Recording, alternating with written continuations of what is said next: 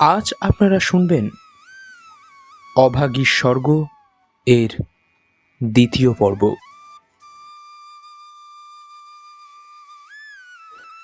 সন্তানের নামকরণকালে পিতামাতার মূঢ়তায় বিধাতা পুরুষ অন্তরিক্ষে থাকিয়া অধিকাংশ সময়ে শুধু হাস্য করিয়াই ক্ষান্ত হন না, তীব্র প্রতিবাদ করেন।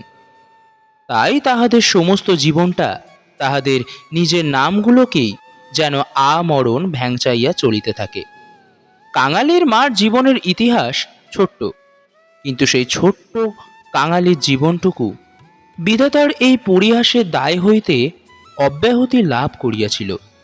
তাহাকে জন্ম দিয়া মা মরিয়াছিল, বাপ রাগ করিয়া নাম দিল অভাগী। মা নাই, বাপ নদীতে মাছ ধরিয়া বেড়ায়। তাহার না আছে দিন না আছে রাত। তবু যে কি করিয়া ক্ষুদ্র অভাগী একদিন কাঙালির মা হইতে বাঁচিয়া রহিল, সে এক বিস্ময়ের বস্তু। যাহার সহিত বিবাহ হইল তাহার নাম রসিক বাঘ। বাঘ অন্য বাঘিনী ছিল। ইহাকে লইয়া সে গ্রামান্তরে উঠিয়া গেল। অভাগী তাহার অভাগ্য ও শিশুপুত্র কাঙালিকে লইয়া গ্রামেই পড়িয়া রহিল। তাহার সেই কাঙালি বড় হইয়া আজ 15 পা দিয়েছে, সবেমাত্র বেতের কাজ শিখিতে আরম্ভ করিয়াছে। অভাগী আশা হইয়াছে আরও বছরখানেক তাহার অভাগ্যের সহিত যুজিতে পারিলে দুঃখ ঘুচিবে। এই দুঃখ যে কি, যিনি দিয়াছেন তিনি ছাড়া আর কেউই জানে না। কাঙালি পুকুর হইতে আঁচাইয়া আসিয়া দেখিল তাহার পাতের ভুক্তাবশেষ মা একটা মাটির পাত্রে ঢাকিয়া রাখিতেছে। আশ্চর্য হইয়া জিজ্ঞাসা করিল,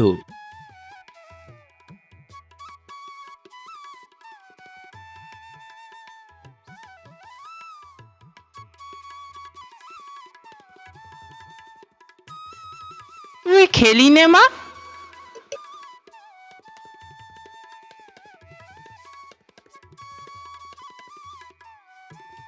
বেলা গড়িয়ে গেছে রে বাবা, এখন আর খিদে নেই।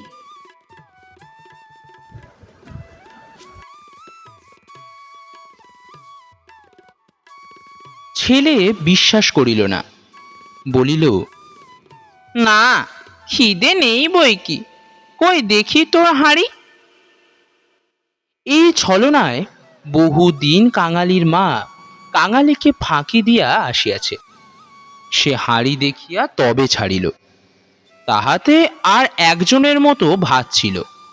তখন সে প্রসন্ন মুখে মায়ের কোলে গিয়া বসল। এই বয়সের ছেলে সচরাচর এরূপ করে না, কিন্তু শিশুকাল হইতে বহু কাল যাবৎ সে রুগ্ন ছিল বলিয়া মায়ের ক্রোধ ছাড়িয়া বাহিরের সঙ্গী সাথীদের সহিত মিশিবার সুযোগ পায় নাই। এইখানে বসিয়াই তাহাকে খেলাধুলার স্বাদ মিটাইতে হইয়াছে। এক হাতে গলা জড়াইয়া মুখের ওপর মুখ রাখিয়াই কাঙালি চকিত হইয়া কহিল, মা, তোর গা যে গরম কেন? তুই অমন রোদে দাঁড়িয়ে মরা পোড়ানো দেখতে গেলি?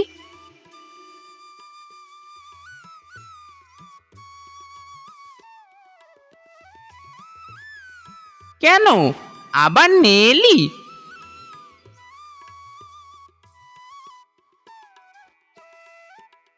মরা পোড়ানো কি তুই? মা শশব্যস্ত ছেলের মুখে হাত চাপা দিয়া কহিল,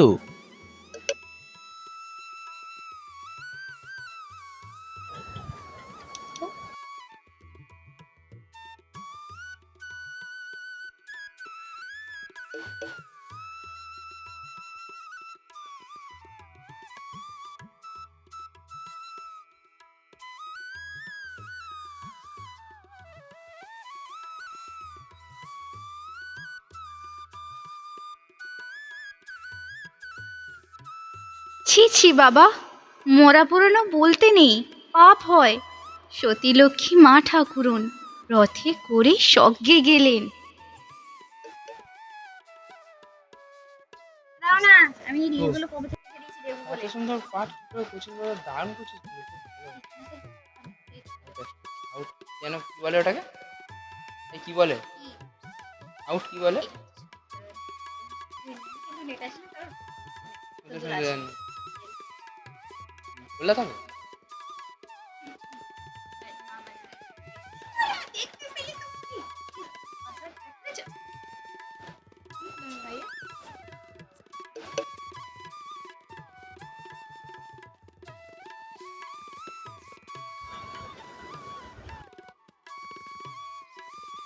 অভাগী তাহার অভাগ্য ও শিশুপুত্র কাঙালিকে লইয়া গ্রামে পড়িয়া রহিল।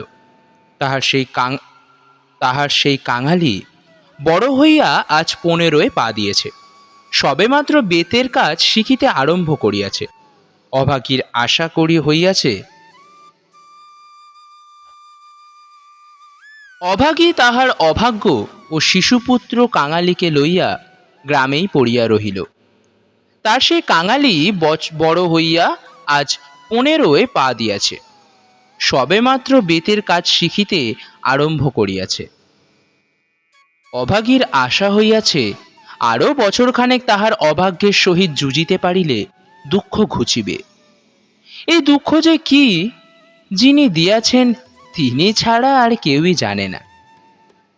কাঙালি পুকুর হইতে আঁচিয়া আসিয়া দেখিল তাহার পাতের ভুক্তাবশেষ মা একটা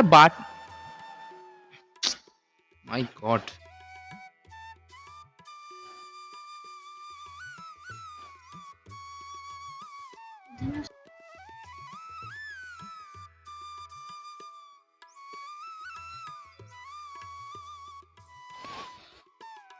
অভাগী তাহার অভাগ্য ও শিশুপুত্র কাঙালিকে লইয়া গ্রামেই পড়িয়া রহিল।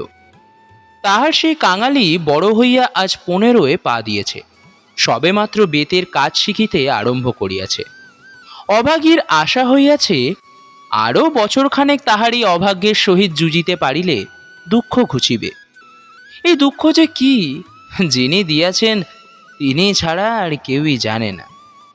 কাঙালি পুকুর হইতে আঁচাইয়া আসিয়া দেখিল তাহার পাতের ভুক্তাবশেষ মা একটা মাটির পাত্রে ঢাকিয়া রাখিতেছে। আশ্চর্য হইয়া জিজ্ঞাসা করিল, তুই খেলি নে মা? বেলা গড়িয়ে গেছে, এখন আর খিদে নেই।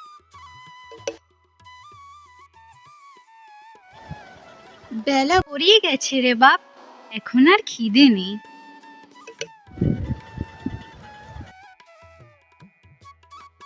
ছেলে বিশ্বাস করিল না, বলিল, না খিদে নেই বই কি, ওই দেখি তোর হাঁড়ি। এই ছলনায় বহুদিন কাঙালির মা কাঙালিকে ফাঁকি দিয়া আসিয়াছে। সে হাঁড়ি দেখিয়া তবে ছাড়িল। তাহাতে আর একজনের মতো ভাত ছিল। তখন সে প্রসন্ন মুখে মায়ের কোলে গিয়া বসিল। এই বয়সের ছেলে সচরাচর এরূপ করে না, কিন্তু শিশুকাল হইতে বহুকাল যাবৎ সে রুগ্ন ছিল বলিয়া মায়ের ক্রোধ ছাড়িয়া বাহিরের সঙ্গী সাথীদের সহিত মিশিবার সুযোগ হয় নাই। এইখানে বসিয়াই তাহাকে খেলাধুলার স্বাদ মিটাইতে হইয়াছে। এক হাতে গলা জড়াইয়া মুখের ওপর মুখ রাখিয়াই কাঙালি চকিত হইয়া কহিল, মা, তোর গা যে গরম, কেন তুই অমন রোদে দাঁড়িয়ে মরা পোড়ানো দেখতে গেলি? কেন আবার নিয়ে এলি? মরা পোড়ানো কি তুই? মা শশব ব্যস্তে ছেলের মুখে হাত চাপা দিয়া কহিল,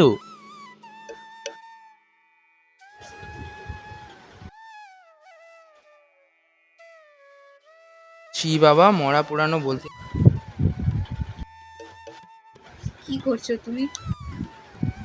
তুমি গ্রিনেতেই বলে যাচ্ছ, করতে যাচ্ছ।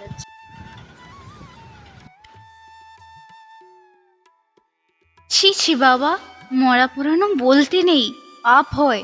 সতীলক্ষ্মী মা ঠাকুরন রথে করে স্বর্গে গেলেন।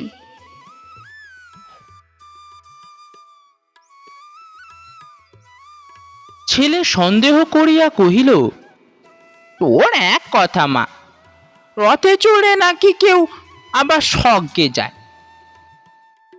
আমি যে চোখে দেখনু কাঙালি, বামুন মা রথের ওপরে বসে এনার রাঙা পা দুখানি যে সবাই চোখ মেলে দেখলে রে, সবাই দেখলে, সবাই দেখলে।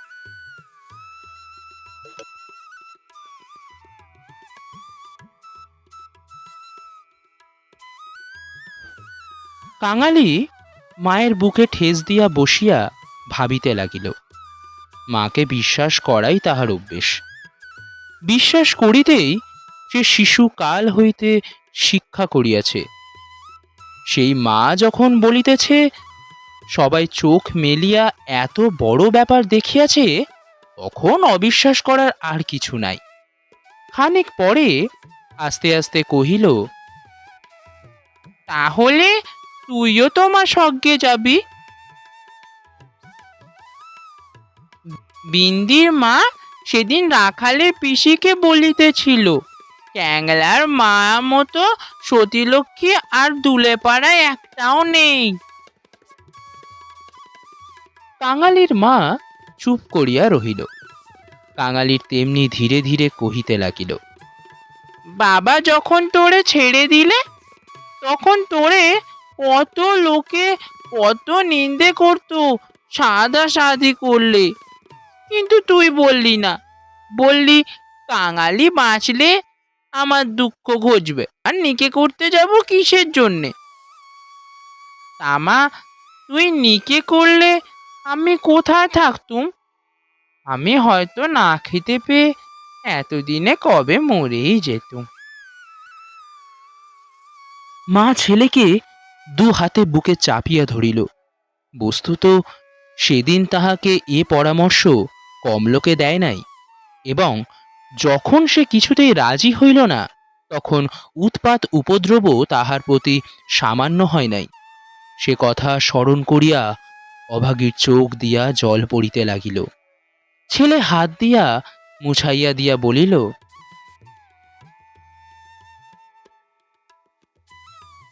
ক্যাঁতাটা পেতে দেব মা, শুবি? কাঙালি মাদুর পাতিল, কাঁথা পাতিল, মাচার ওপর হইতে ছোট্ট বালিশটি পাড়িয়া দিয়া হাত ধরিয়া তাহাকে বিছানা টানিয়া লইয়া যাইতে মা কহিল, আর কাজে গিয়ে কাজ নেই রে বাপ। কাঙালির খুব ভালো লাগিল, কিন্তু কহিল, জলপানির পয়সা দুটো তো তাহলে দেবে না মা? তৎক্ষণাৎ মায়ের বুক ঘেঁষিয়া শুইয়া পড়িয়া কহিল, বল তাহলে। রাজপুত্তুর, কোটালপুত্তুর আর সেই পক্ষীরাজ ঘোড়া? অভাগী রাজপুত্র, কোটালপুত্র আর পক্ষীরাজ ঘোড়ার কথা দিয়া গল্প আরম্ভ করিল। এ সকল তাহার পরের কাছে কত দিনের শোনা এবং কত দিনের বলা উপকথা। কিন্তু মুহূর্ত কয়েক পরে কোথায় গেল তাহার রাজপুত্র, আর কোথায় গেল তাহার কোটালপুত্র? সে এখন উপকথা শুরু করিল, যাহা পরের কাছে তাহার শেখা নয়। নিজের দৃষ্টি জ্বর তাহার যত বাড়িতে লাগিল, উষ্ণ রক্ত স্রোত যত দ্রুত বেগে মস্তিষ্কে বহিতে লাগিল, ততই সে যেন নব নব উপকথার ইন্দ্রজাল রচনা করিয়া চলিতে লাগিল। তাহার বিরাম নেই, বিচ্ছেদ নেই। কাঙালির স্বল্প দেহ বার বার রোমাঞ্চিত হইতে লাগিল। ভয়ে বিস্ময়ে পুলকে সে সজোরে মায়ের গলা জড়াইয়া তাহার বুকের মধ্যে যেন মিশিয়া যাইতে চাহিল। বাহিরে বেলা শেষ হইল, সূর্য অস্ত গেল। সন্ধ্যার ম্লান ছায়া গাঢ়তর হইয়া চরাচর ব্যাপ্ত করিল, কিন্তু ঘরের মধ্যে আজ আর দীপ জ্বলিল না। গৃহস্থের শেষ কর্তব্য সমাধা করিতে কেহ উঠিল না। নিবিড় অন্ধকারে কেবল রুগ্ন মাতার অবাধ গুঞ্জন নিস্তব্ধ পুত্রের কর্ণে সুধা বর্ষণ করিয়া চলিতে লাগিল। সে সেই শ্মশান ও শ্মশান যাত্রার কাহিনী, সেই রথ, সেই রাঙা পাদুখানি, সেই তাঁর স্বর্গে যাওয়া। কেমন করিয়া শোকার্ত স্বামী শেষ পদধূলি দিয়া কাঁদিয়া বিদায় দিলেন, কি করিয়া হরিধ্বনি দিয়া ছেলেরা মা তাকে বহন করিয়া লইয়া গেল। তারপরে সন্তানের হাতে আগুন। সে আগুন তো আগুন নয় কাঙালি, সে তো হরি। তার আকাশ জোড়া ধুঁ নয় বাবা, সেই তো স্বর্গের রথ। কাঙালি চরণ বাবা আমার। কেন মা? তোর হাতের আগুন যদি পাই বাবা, বামুন মার মতো আমিও স্বর্গে যেতে পাবো। যা, বলতে নেই। মা সে কথা বোধ করি শুনিতে পাইল না। তপ্ত নিঃশ্বাস ফেলিয়া বলিতে লাগিল, ছোট জাত বলে তখন কেউ কেউ ঘেন্না করতে পারবে না, দুঃখ বলে কেউ ঠেকিয়ে রাখতে পারবে না। ইস, ছেলের হাতের আগুন, রথকে যে আসতেই হবে। ছেলে মুখের ওপর মুখ রাখিয়া ভগ্ন কণ্ঠে কহিল, বলিস নে মা, বলিস নে, আমার বড় ভয় করে। মা কহিল, আর দেখ কাঙালি, তোর বাবাকে ধরে আনবি, অমনি যেন পায়ের ধুলো মাথায় দিয়ে আমাকে বিদায় দেয়। অমনি পায়ে আলতা, মাথায় সিঁদুর দিয়ে। কিন্তু কে বা দেবে? তুই দিবি না রে কাঙালি? তুই আমার ছেলে, তুই আমার মেয়ে, তুই আমার সব। বলিতে বলিতে সে ছেলেকে এক্কেবারে বুকে চাপিয়া ধরিল।